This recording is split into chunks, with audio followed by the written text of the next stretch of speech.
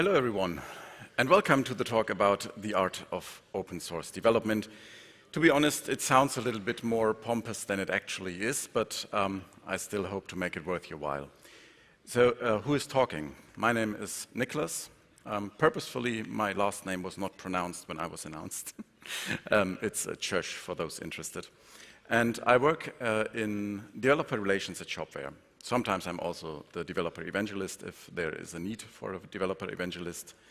And I was born 13 years before JavaScript, which dates me back to 1982, for those of you. Who's born in 1982, by the way? Ah, that's few. Who's born after the 90s, like in the 90s? Oh, hi young people. That's great to have you here. All right, so I'm a software developer. I was originally actually hired by Shopware as a software developer. And full disclosure, this is a sponsored talk. Shopware is sponsor of this conference, but the good news is I'm not trying to sell you anything. Great. Okay. So Terry Pratchett once said, the trouble with having an open mind, of course, is that people will insist on coming along and trying to put things into it. Today I am people, and I hope you have an open mind for me to plant things into.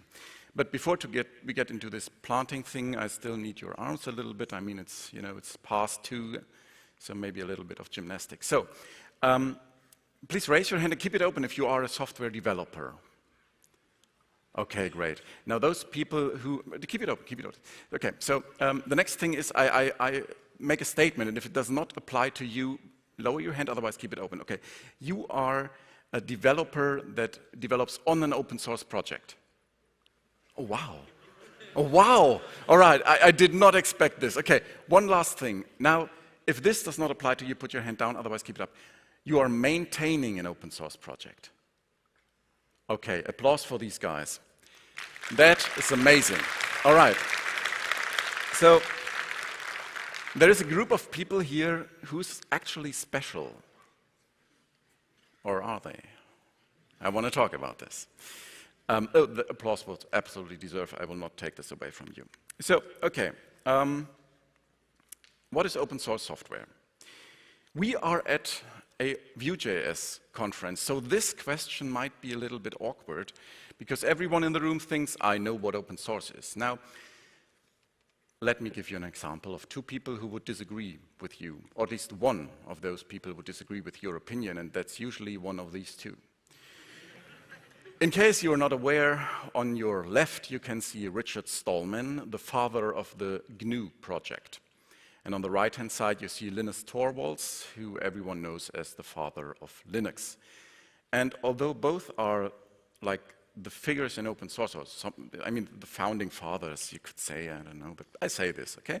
The founding fathers of open source development, or open source, and they disagree on fundamental things in open source. So it's worth, at least for the scope of this talk, to have an agreement what I mean when I talk about open source software, right? I mean, the title is something art of open source, so we should define it. And I modified this a little bit based on osssoftware.org.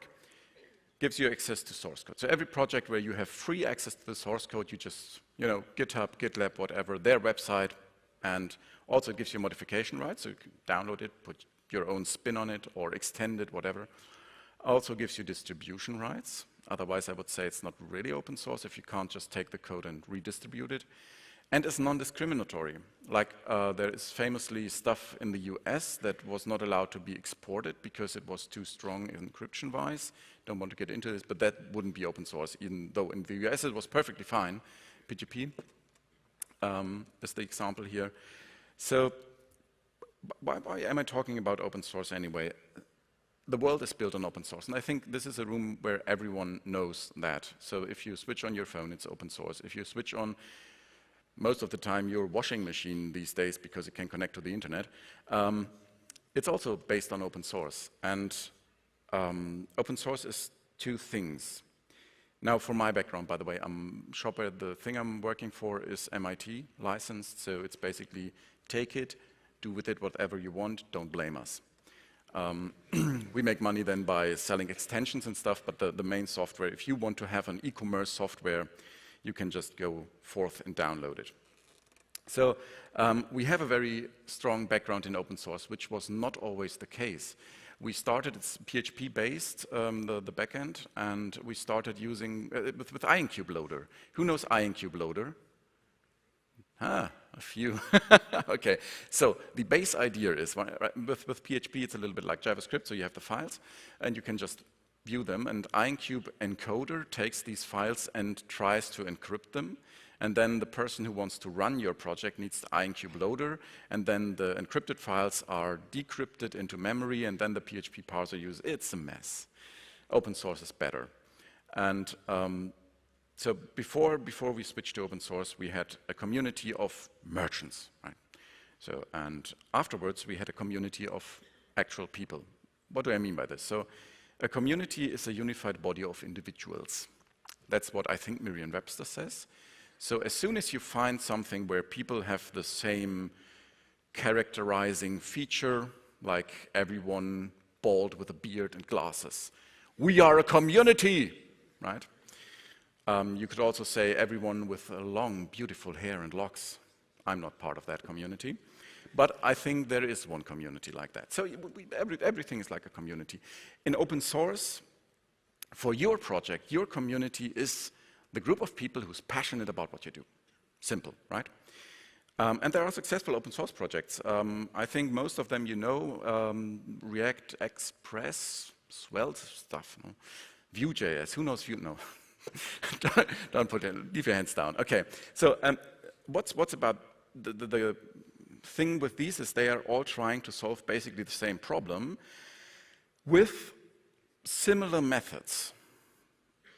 Still, they all have their communities. They have people who are actively developing this, and there are multiple communities, Vue.js, React, Express, Svelte in this example. They do this similar thing, and there's something else. Who knows this guy? That's Evan Yu. So he's the reason we are all here today, right? The founder of Vue.js. You saw the keynote yesterday, I hope. And this image, by the way, is from an article that originally was posted on Between the Wire, and it's not anymore on that page in 2016. Now you can read the article on Free Code Camp. Just search for Free Code Camp Avenue. There you go. Very, very nicely written interview. You should read it. So, Avenue created Vue.js. Who would say they know why? Why did Avenue create Vue.js? Okay. So, in this article, he describes that he created Vue.js because of AngularJS. And that is a very important detail and kind of the little small pebble my talk revolves around. So it was not like this. So it was not like, oh, there are a lot of JavaScript frameworks, maybe I unify them all and create a new one. So there was just one more. No. Evan created Vue.js because of the shortcomings of Angular. That is a statement that you should keep in mind. We get back to this later. So what he did was basically, so Angular had a lot of trash in it. He threw that away, and now we have Vue.js. Let's just keep that statement that way. Okay. Is any Angular developer here by chance today? Okay, a few. Don't feel bad. I will solve this in a moment. So, now I had a very nice transition for the next slide, or to the next slide. But then I watched the keynote, and there was this thing about holes in the GitHub graph, the activity graph.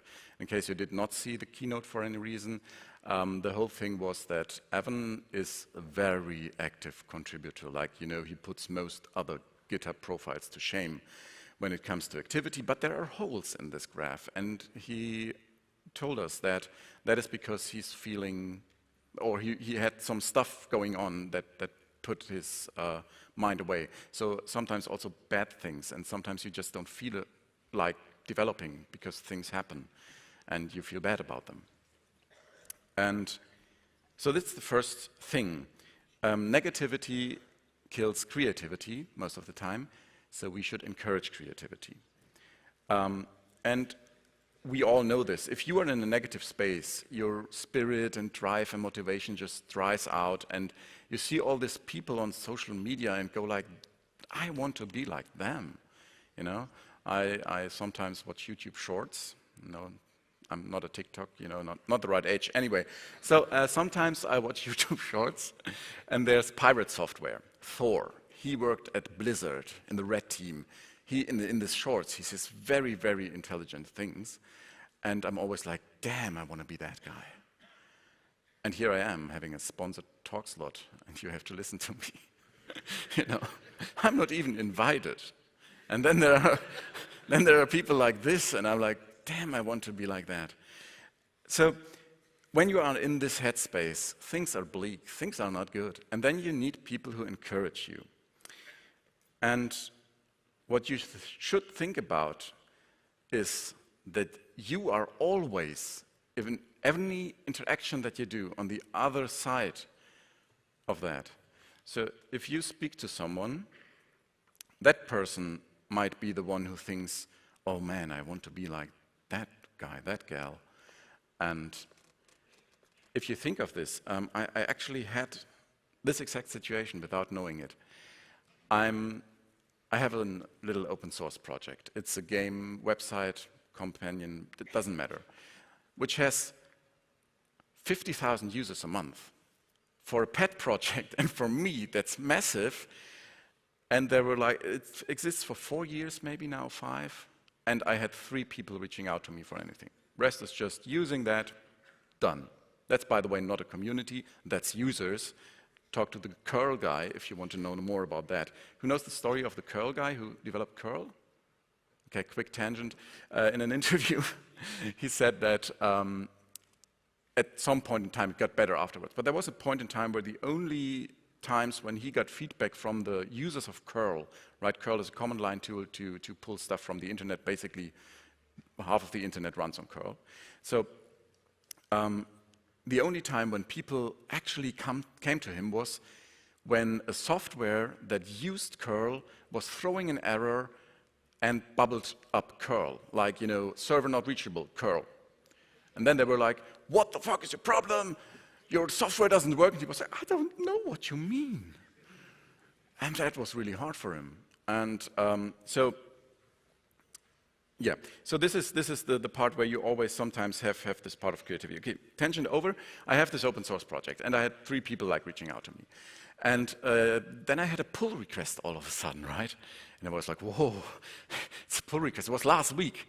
And I was like, okay, and what do you do? So there were multiple commits, so nothing squashed, and half of it I couldn't use because I saw this PR too late, so I already did some of this, and the other thing was he didn't do everything the way I wanted it to do. So what did I do? I cherry-picked the commit and committed on top of it, put it, and then pushed it, so his commit still was there, and I thanked him in the comments and said, yeah, I had to shuffle things around a bit.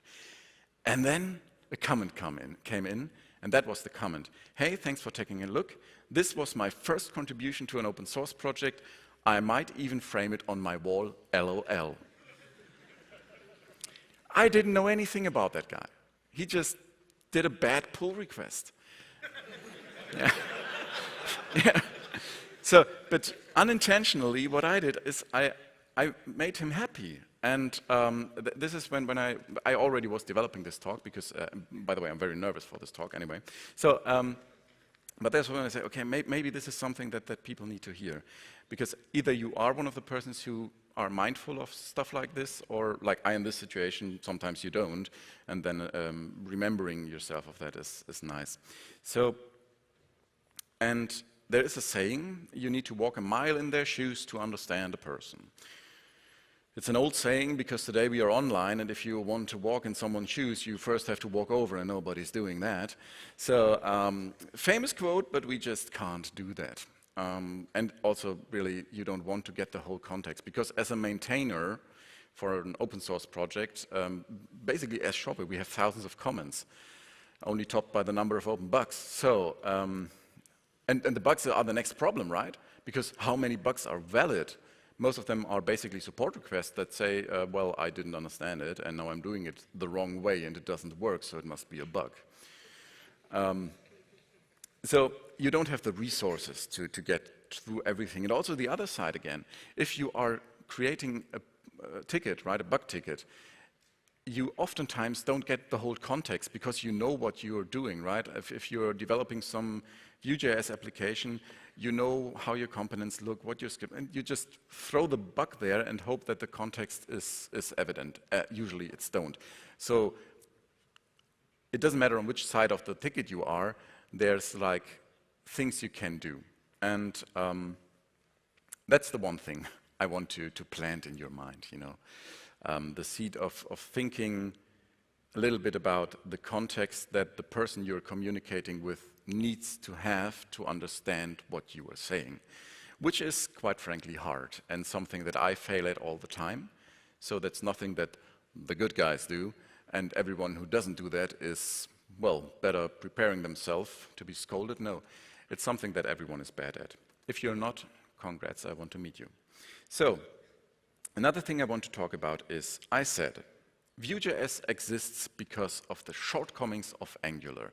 Maybe you remember, it was 10 minutes ago. Now, it's the we versus them mindset. Yesterday I had a conversation on the conference where someone said, well, I met someone with a group of people and that person was an Angular developer. And I could feel how the whole group stiffened up when he said that and was like, oh, you are an Angular developer? So, and that's a reaction that you maybe should not have, but that is completely natural. And that's the problem. Not because it's an Angular developer, but because people work that way, you know. It's evident in Germany we have a lot of small villages, and usually neighboring villages don't like each other. And I think it's basically the same everywhere in the world. You can call it rivalry, but if you are looking at open source, which lives and dies by its community, maybe this kind of rivalry is not the best thing. Also, who knows 16 personalities, the test? Yeah, great, a lot of people. So, for those who don't, you basically go to a website, 16 personalities, you answer a bunch of questions, and then you know who you are. I am an entertainer. Yeah, no. I mean, 16 personalities says I am. I'm a guy with ADHD who's afraid to go on stage, although he did it 100 times because he likes the dopamine. And so when you take the 16 personalities test, you create a we versus them mindset, because what it does is, if I would ask, I don't, are you introvert? And then or who is introvert? And then I ask, who is extrovert? And I expect everyone to raise their hand. The problem at that point is that for like 99% of you, either answer would be wrong, because it depends on the time of the day, what your day was like, you know, and also you are usually not on the extreme sides of the spectrum. And when you group people into stuff like this, like there are the Angular developers, get the torches, then that's really, really bad, because it creates not rivalry, but hostility. And since this is so ingrained in our brain, it's hard to fight, also for me. And it's everywhere. Try to look for it in your daily life. So I wouldn't say Vue.js exists because of the shortcomings, but because of the beauty of Angular. Because, no, really, if you read that article, what Evan said was not, well, I took the garbage out and what was left was Vue.js. What he said is, and this is a completely different story, he said, well, I was so excited by AngularJS. It was so great that I said, okay, I don't like certain parts, mainly the strictness of you know, you have to be very, you are boxed in, let's say that, it's opinionated. And he was like, but that stuff is great. I want a framework that does exactly what Angular does. Not everything, but this part, I want it. And that's so great because it shows that it's inspiring other people what you do. And for those of you who develop Angular, somehow it's clumped in that corner a little bit, I don't know why. Be nice to other people, right? Be nice to Angular developers on a Vue.js conference. And Daniel Rowe actually yesterday said in a talk about Nuxt that the Nuxt community sees itself like, I don't have the exact words in my head, but like in Texas when you have a herd of cattle, you know, they come and go, there are no fences. Perfectly fine to leave and come back 2 days later or something. And this is how communities work best. And why am I telling this, you who are here? Because you are special in a way because you're on the conference. A lot of you raised their hand when the question was, who's the first time on a conference yesterday, right? And being on a conference is special in multiple ways. And for one, it shows that on some level you care about this whole thing. And I also know developers who are like, well, I don't want to go to conferences. First, there are people, and two, I have to do stuff. Which, by the way, is perfectly fine. And it's some people don't have the mental capacity or just not the interest in being here and getting the conference flu. But those of you who do, you are like little power cells in your companies that transfer knowledge and energy into them. And as such, you should be very aware of this, not fostering in your communities, in your companies, this we versus them mindset. And another Terry Pratchett thing, it's an author, in case you don't know him, who has sadly passed away, but perfect, great, awesome books. He was writing about first sight and second thoughts, and that's something that helps me a lot of times to be more mindful towards others. The concept is explained really fast.